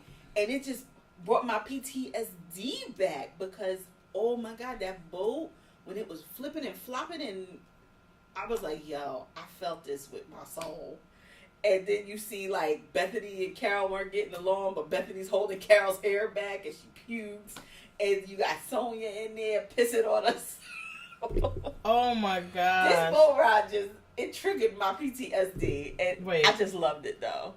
How much do we love Sonya saying, I keep the tags on all my clothes because when I go to resell them at consignment shops, I get more money if I have the tag on. Are people, okay. Are people, white, black, purple, whatever, are we really buying bathing suits from consignment shops with these dirty, she didn't have a pad on. She just had. Well, apparently. And she don't wash because we saw the time when she was up there smelling the dirty and the clean underwear and they was in the same fucking pile. Apparently so, because we saw Miss Ashanti with a bathing suit on and then the stylist like, oh, this was the same one I pulled for such and such. And it's like, what? Pass me out. I'm done. People do, when she said that, she didn't take the tag off of the, I'm like, but this is a bathing suit. You don't. I was grossed out with that. I was grossed out. But I was cracking up because I said, at least she being honest. Like, oh no, I take all my clothes back. Did we expect anything less though? I love that bitch. She is so funny. So what did you think about the way Dorinda and the Countess kinda made up? I wish I could see my face. Kinda made up, but was it really a makeup? next week we know it's not going to really be a makeup. I don't like the thing that Dorinda does where she does these things in a show where they're actually there, and then she goes in her confessional. I agree. And she says these shady things, she says these things about, like, basically when she's apologizing, but she's in her confessional saying how she wasn't wrong. You're not really apologizing. You're doing that in the moment. And I just don't like it. It makes me look at her in a different way. Yeah. And it's clear, we talked about it here, that Luann probably said something because now Luann's not drunk. So she's like, oh, this is what we look like? Exactly. And she trying to pull you to, like, girl, this is messy. Yeah, you about there. And she can see. And Dorinda didn't like it. But just say that. I mean, and to come the next day, the next whatever, and you're so apologetic, and you're so to Bethany, you're talking about how you hate that you made her feel so bad, and da-da-da. But then when y'all actually had the chance to talk, you were very indignant and kind of like, no, don't judge me, da-da-da. And I'm like, at no point did she say, ooh, you's a messy bitch out here. Bethany has told you that when you drink, you turn into a Dorinda she doesn't like. Mm-hmm. And she was just acknowledging, and I wonder if that triggered her when she said you're turning, because that's the same kind of phrasing Bethany had used to her. If maybe she felt like triggered and that automatically put her on the defensive and she just went there. But that shit she said, I wish somebody that even called themselves an associate of mine would talk to me. When you talk about I'm still fighting a felony and you telling me go get another mug shot and you breaking glasses and all of this shit, like, that's not even stuff associates do, let alone people that you call friends. I don't know. This season, I'm not caring for her or Carol. No, Carol just... And then we see her with Adam, and Adam giving her this trophy. I guess he needs some money for something. Best geriatric girlfriend. Probably needs some money for a damn wedding to his new girlfriend. He's like, damn, how much we need? Oh, God, let me go and lay some pipe real quick. I could get paid. I'll do it. But yeah, that boat ride, when they was like, Luann, leave the phone. Get on the fucking boat. I just didn't understand why they were in such a shitty place all week long if that place was right there and they could have just been there. I don't know if that place was like a stayover. Like, it was a bungalow, but it didn't seem like it had, like, rooms that you could actually sleep in. Because I agree with you. I'm like, this would have been the place to book. Yeah, that looked like a vacation. I wonder if these vacations, like, Tinsley, did this come out your Bravo money? Because maybe your Bravo money ain't as long. I know. But, yeah, you could have booked this place and we'd have had our own little cove to swim off of. And everything. I don't know. I just was wondering about that. But this one, I wish they would... Hold on. We got to take a break. Mm-hmm. All right, I'm back. Bloody Mary back. Oh. See? Too much information. But, What else happened? I wish Bravo... What I was going to say is that I wish Bravo... We would get some clarity on how these trips work. Yeah. I want to know what happens. Do the producers... Or is a budget set... On New York, I don't think it's such a big... Well, yeah, I guess it is. Because with the exception of Bethany and Tinsley, because we saw that money was long. Yeah. The other girls would need somebody to pay for them to go. So I'm like, how does this work? Who chooses what? Yeah. What happens? Or... Yeah. I'd be interested to know. I want to know who going to get that cleaning bill at the end for them shitty beds. Oh my God, them with the diarrhea. That was so funny. I want to know who's going to get that bill. Does Bravo get that or Tinsley? I was cracking up with the diarrhea. Like, did she really just tell the world that she shit the bed? Oh, Lord have mercy. Because who doesn't have... It's only Bethany and Tinsley were the only ones that didn't eat the paella. That's what they equated it with. blamed it on the paella. And something else they were eating. Yeah. But those two had the street coconuts, and they told them, like, don't eat that. But they didn't have the other stuff. So. Because Bethany was like, oh, I want diarrhea. I'm like, bitch, you're skinny enough. You do not need diarrhea. Yeah, no. Bethany, stop. So. Now we can use it, but not you. Did you watch Potomac? I'm trying of course. But this was the pizza delivery episode, right? Or was this leading up to that? Well, I hate how they doing this because today is the season finale, so it was them actually going. Okay. And we've been seeing this scene all season long, right? And we actually see that the TV is on. So, because it's been on Instagram, it's been everywhere, and I looked at it, and you could clearly see that there's a TV on inside the house. So now, are they going to, for Bravo purposes, have no one answer the door? Maybe. Or will Karen come out and say, what are you girls doing here? Mm-hmm. I mean, I would hope it would be that one as opposed to no one answer, because we can clearly see the TV on. Mm-hmm. Who turned the TV on? Why is the TV on? If it's a staged home, as Sharice is saying, why is the TV on? Mm-hmm. If it's a TV on. It's not like lights are being left on so nobody burglarized the house. It's a TV fucking on where you can see it. So it's like somebody's there. Mm. And that's the only issue. So I hope they do something better and hopefully it works out. Makes it worthwhile. I'm not here for Robin and this fucking flipping houses. Bitch, go somewhere. I don't fucking care. I don't care. I was here for Chris and Monique. I'm not here for not lazy moms, whatever that bullshit. Shut the fuck up forever, bitch. I'm tired of hearing you talk about this shit. I don't want to hear it. Gee, I'm here to rub your feet. He popped that big hair hawk up there and said, yeah. But then I like that he went and got her a gift. And they're cute. I think they're cute. Well, the thing is that I like that they're being... Which I don't think Monique is intentionally being honest and open anymore, but it seems like it's just falling that way. I think because her being honest, like, look, when he would come home, I would rub his feet. That's what I would do. Mm-hmm. Yes, bitch. Yes, let these bitches know that there's a role that when you're married to these players. And these wealthy men, that you got to do certain things, and maybe at that time you are comfortable with doing that because you're like, listen, I'm not out in AC trying to rap no more. I ain't going back. And I ain't going back. I will rub your feet, which I don't think is a problem either. And my son just asked me this morning, like, Mom, can you give me a rub or whatever? I don't think it's a problem if that's what you do and you're okay with it. And I like that she being honest. Like, I haven't been doing it because he's not playing anymore. Mm-hmm. But maybe that is some of the problems. I like Tim being honest. Like, look, we always have spats or whatever, but we usually are together so we can work it out without. And he like, and then this time you were gone. Mm-hmm. I like that. Like, be honest about. Real. Yeah, instead of all of this. Now, the one who I think they not gonna want the realness from, but he about to give them that is Karen's husband, Mr. Hugo. Oh, yes! Honey, when they showed the clip, and Michael tries to get sassy. Hello? He said, well, where are you living these days? He said, Black Bill Gates look at him like, don't let this gray fool you.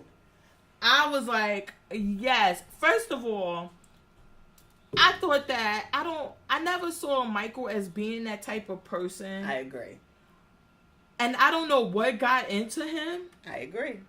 Or did the producers... I don't know what happened. Or maybe he thought he could say it jokingly.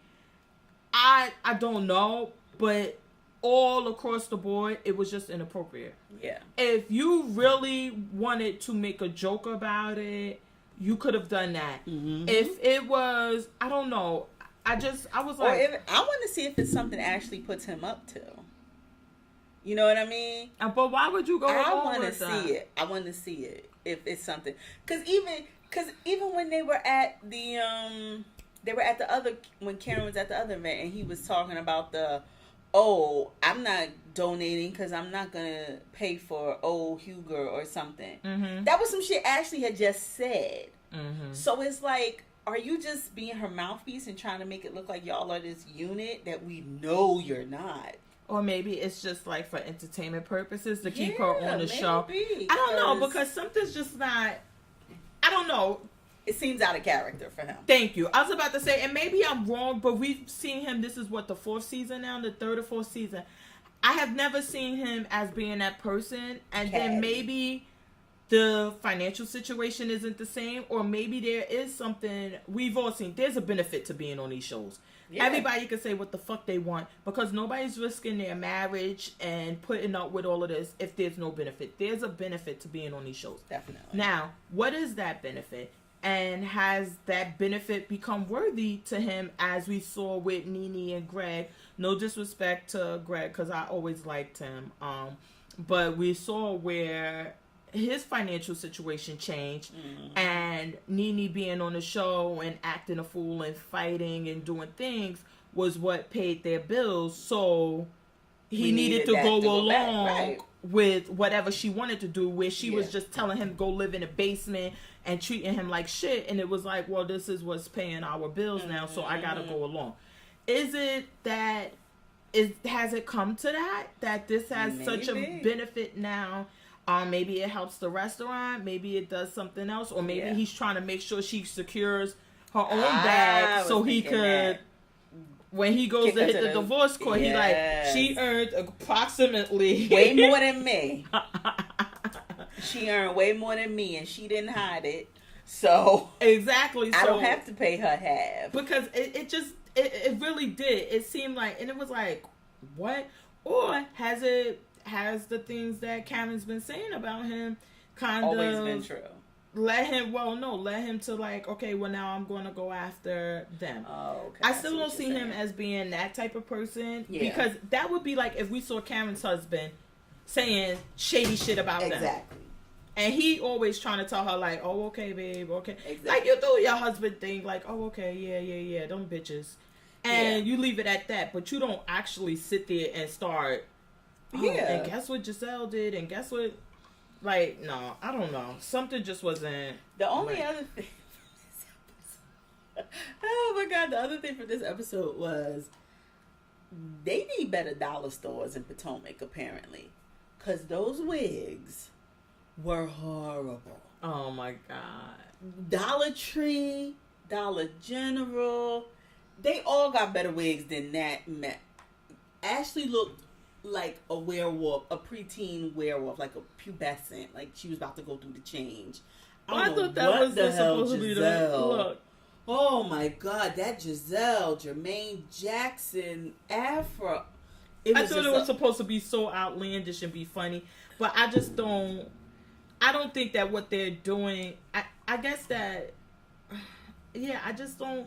It seems mean. It seemed mean girlish. It seems mean girlish. It didn't seem, because it's sort of like it could have been funny. It could have been. But and it maybe don't we'll seem like see that. humor when the door opens. Maybe Karen, but we know Karen is good for laughing it off and then coming at you the next day like, bitch, you was out of pocket. I don't appreciate you showing up at a house like that. We'll see. Or maybe Karen's way of not even giving any smoke is, like you said, sitting there with the TV on and be like, I know who this is. I'm not answering this phone. Because how does she not? Like, it doesn't even look like a gate. It doesn't even look like there's a guard. Well, no, it's not a gated community. It's just, okay. But I didn't. So I think that maybe if they would have left Ashley out of it, it probably would have come across better. Yeah. Because Ashley has been malicious towards Karen all season long and about different things. And now, if I could see it as it would have been funny, because then if you two show up and like, girl, we just trying to show that you actually live here. Like, hey, this was so stupid. And here, and like had a thing in a pizza box. Because the way it came off, it really seems like Ashley orchestrated the whole thing. Mm-hmm. It doesn't seem. Robin looked like she showed up like, oh, we not eating the pizza? Wait, y'all told me there was pizza. Why am I getting dressed up? She looked like she had no idea what was going on. She's a follower. And it makes Ashley really seem like she came with the wigs. She came. I don't know.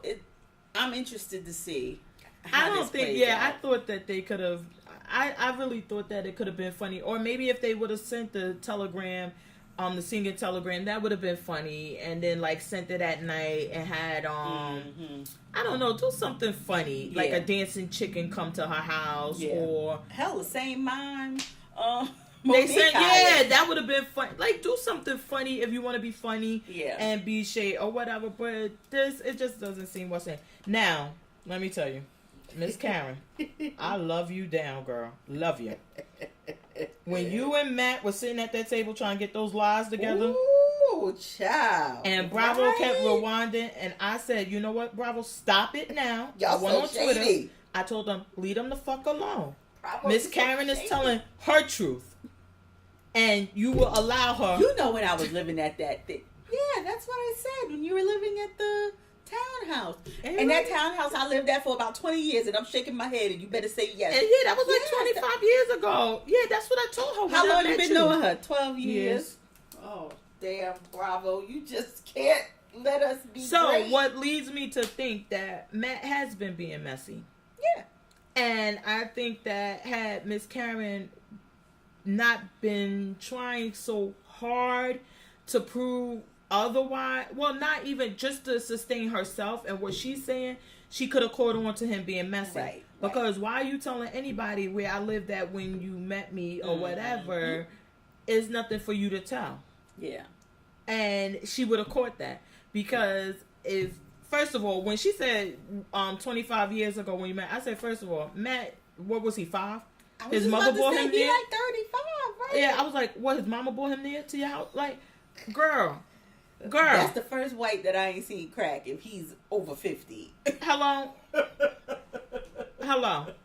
Even if he was 40 something and he was at your house as a teenager, I mean, like, what? It don't make sense. It don't make any sense. Yeah. And that would have been your cue to like, whoa, what? So why are you telling anybody where I lived at, period? And especially, like, who are you telling my business to? Right. And this and this and that. And come on, like I said, Matt is not a good Judy. Well, she would be the Judy, but he not a good gay because friend to have. They need to get somebody. She need to get somebody else because first of all, when they had that little press conference, he was not serving. He was sitting there looking like he was wait to be served. He should have been helping Miss Karen serve. And that's why I never liked the motherfucker. But that's my opinion about it. Oh, my God. I can't. Miss Karen, I know Potomac is small and maybe it'd be hard to find another one. Maybe you can import one from Atlanta. They apparently have a lot of those down there. Get you a good one. He's just not a good one. Like, no, he's not. Because we ain't hear the Atlanta ones tell all of their people's business until after they fell out with them. And then they tell all the tea. They drop all the tea. He telling your business and y'all supposed to still be friends. Still cool. Now, replace them. Oh, Lord, have mercy. And wait. How do we pass this? What? When Miss Giselle sat at the table with her hairdresser, who was gay, yeah. And she said, well, I met him through my ex-husband. Oh, yeah, I thought about you. I was like, do tell, Giselle. What was he doing with your ex-husband? His hair? He was doing his hair. Yeah. Oh, okay. Yeah. Okay, yeah. Husband was wearing weaves. What was it, girl? Yeah, he was doing his hair on his head. Oh, yeah, that's what it was. Okay. At what club he met him? The hair club for men. Oh, okay, girl. Do tell. Because I'm like, so you just gonna say that shit? Like, and we just this right here. I was like, oh, okay. She ready to spill it. Yes, girl. Let me hear it. And then she just left it there. I'm like, so I don't know how we get these questions to Andy for him to ask at the reunions and all of these other things. You gotta go on message boards and you can submit. Oh, is that how you do it? Because I need answers. Okay. I need to know why a preacher of a church who does not have a perm, he's not out shopping, I hate you. knows this gay hairdresser. Where did he meet him at? I hate you so much. And where did he meet him that Giselle wouldn't have met him at the same damn time? I'm just gonna be quiet. Or did you find him in your house with your husband and your husband was like, no, he's here to do your hair, honey. Yeah, that's why he's upstairs in the bedroom. Yeah, he's waiting for you. because I'm finished with him. But have at it, honey. I do declare. Let me tell you, Miss Karen, fly me in for. Well, you don't need to fly me in because Potomac not that far, so I could just really like drive. I can get an Uber. But next season, bring me there because we're going to get Miss Giselle all the way straight. I need to know. I need answers. Oh my gosh.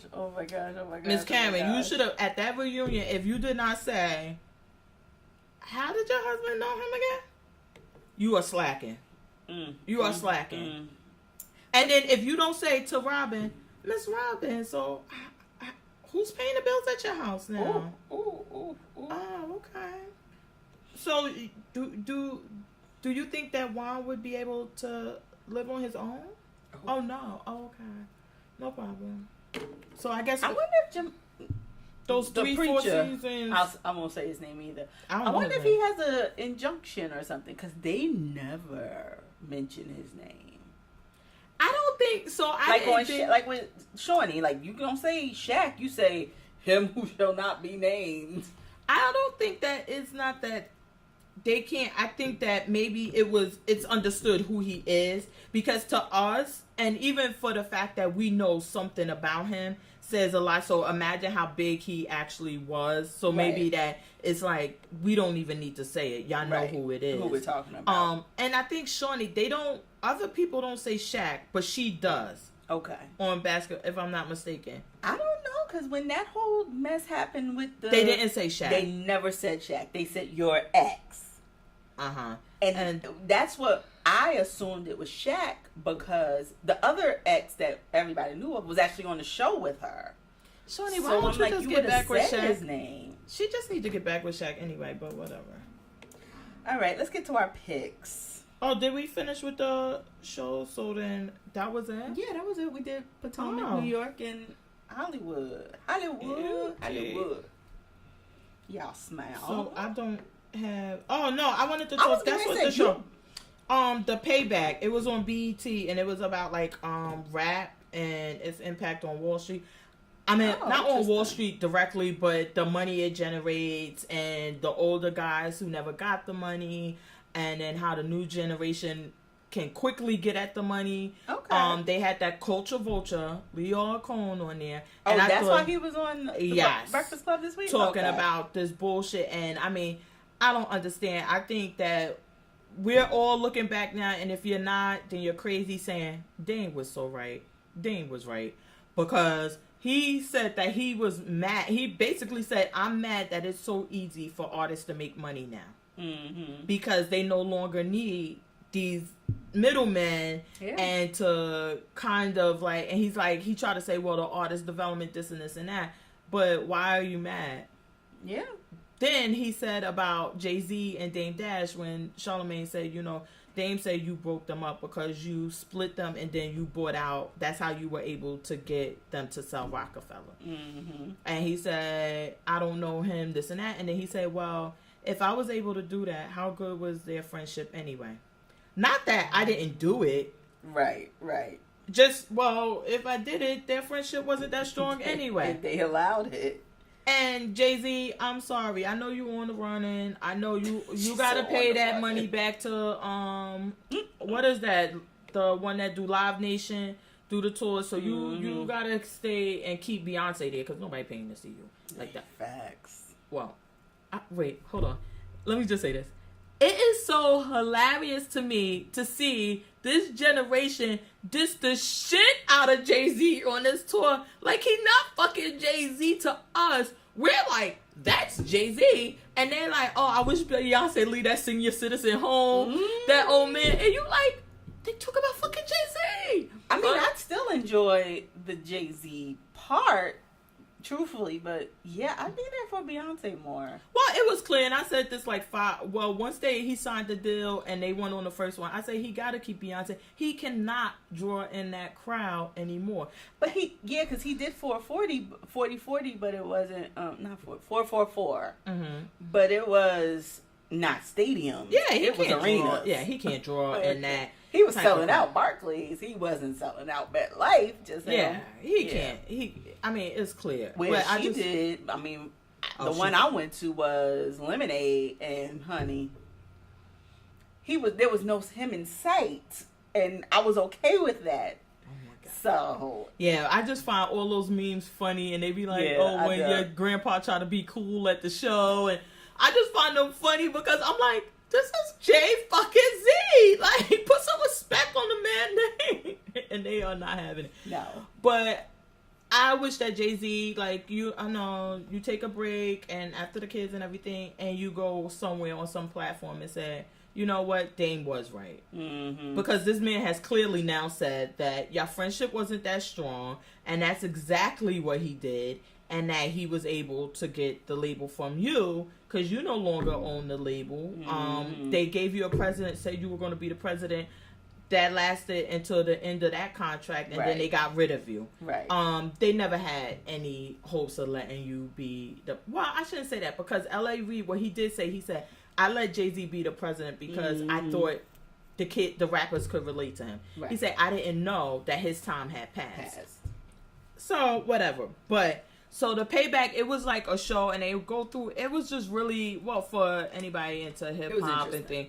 Yeah, it was really, really good. Okay. It went through the Napster era, MP3s, to how the music is consumed now. It just was a really, really good show. So that one I was watching on BET. On BET, that actually came on BET. Okay, so what's your picks for the week? I'm really surprised at you. Better Call Saul is back tomorrow. I keep telling you, I never really got all the way into the show. I keep trying to start it. I thought you were a lover of it. No.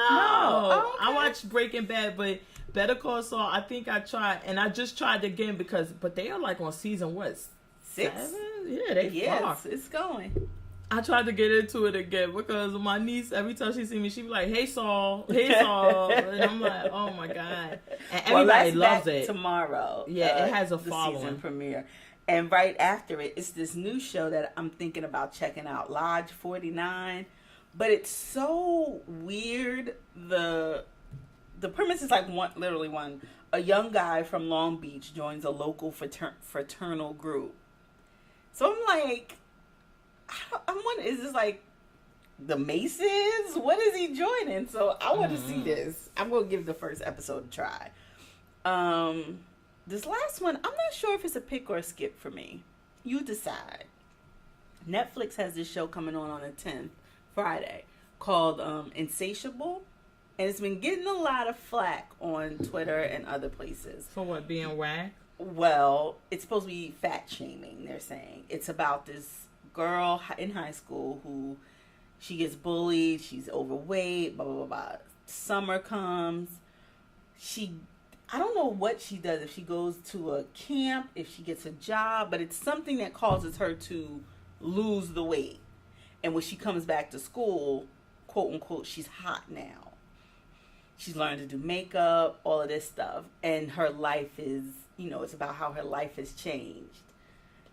I'm not sure if this is a pick or a skip. Are we even interested in this? Is there a reason why we should be interested in this? I will have to check it out. Does she learn a lesson? Does she not realize she's not fat anymore? Like, you telling me she got body dysmorphia or something? Like, I don't know if we should be watching it. I'll have to see how it feels. Yeah. So. Did you watch your boy Kendrick Lamar on Power? I did, of course. I love Bobby. I was worried. I was like, Kendrick, don't you get killed. I need you to make an appearance. And when he heard that gun click, he was like, who are you? I said, yep. That's what 50 needed to hear. Oh, so my crazy. gosh. So those are my picks. I don't know about Insatiable. Maybe I'll get a first episode to try, see which avenue they go down. But I don't know. It seems like it might be a little... I don't know. I don't know if I'm going to be into it. Or just pass on it. Yeah. So that's it for me. I don't have any. I only have the one on BET, The Killer Curves, about the butt shots and this and that, and I guess they're going to go through that. Okay. Is it a show or a movie?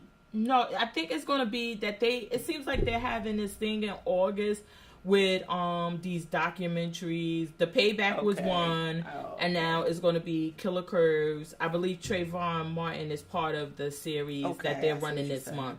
Okay. The Killer Curves is about the butt shots, but my friend oh my God, one of the girls say I had a hole in my butt. You could fit a fist in it.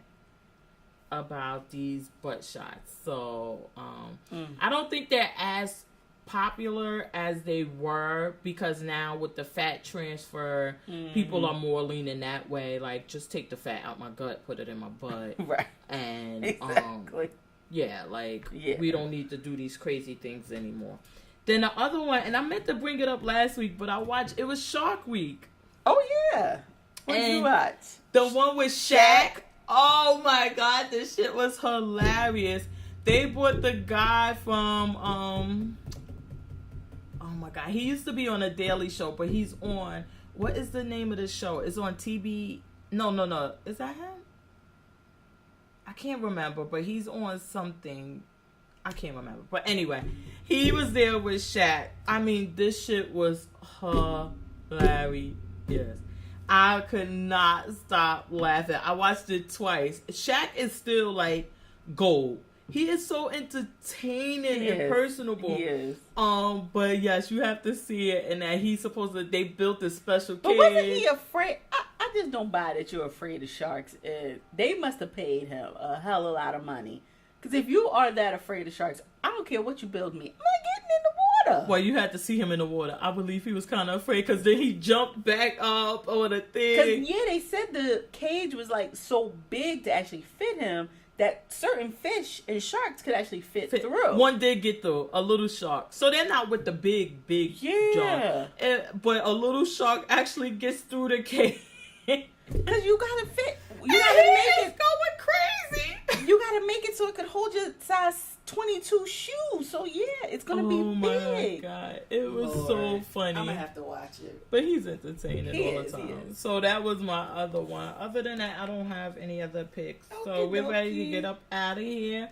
You can catch the new episodes every Tuesday on YouTube, SoundCloud, Google Play, iTunes, everywhere. We everywhere. All of us. Everywhere. And then we're on Instagram at The Life of a TV Addict. We're on Twitter at JMOAbout. And at Notorious FPG. I keep telling y'all on Sunday I'm more active because, polls is over. And mother misses it. Yeah. But sometimes what's the name gets we'll definitely be on for Potomac finale tonight. I know. I can't wait till I don't know how you think the reunion is going to be. I don't know if they need more than 2. Don't be dragging this shit out 3 or 4. I'm like, we could wrap this up in an hour and a half. Probably. Give me a good Lifetime movie length and it's over. But what I am looking forward to seeing is actually the I wanted the Married to Medicine, but I think we got a while for that to come back. They need to give us this trailer that done hit. Did you see the trailers? No! Everybody's marriages is in turmoil. Oh my God, because I'm like, listen, I think that if y'all wait, I'm sure they have already started filming, right? Which will help us get it, but don't let us forget about what's going on. We want this now because now I see all of them are kind of getting quiet on everything. So I guess it's about to be that time. Yeah. And Quad got the show now that she does. Her own show. Cooking show? No, it's she had it before when she was on last season. It's with Selena Johnson. It's her, Selena Johnson, and it's 2 other girls. And it's supposed to be like the View kind of show, but they interview people and things like that. She's been on there for a while now, but it seems like they've been picking up more because of some of the interviews. It's local or we get it? I think it's called Sister Circles. I don't know. I ain't watching that shit. Look, I'm like, this is the broadcast in New York? Or just... I know who the fuck ain't watching that shit. I do like Selena Johnson. I like her. Okay, so it's Rashawn Ali, Quad, Selena Johnson, and Kiana Dancy, whoever the fuck that is. And it's a daily talk show. Oh, now, where the fuck you can watch it at? And TV One. Oh, okay. Oh, so maybe I will watch it because I do love Okay. I do love TV One. They be trying. Shut up. Well, they got my show, girl. You know my Lord. ATL Homicide. Yeah, I know. All right, so we're gonna get up out of here. # stay addicted. See you next week. Girl.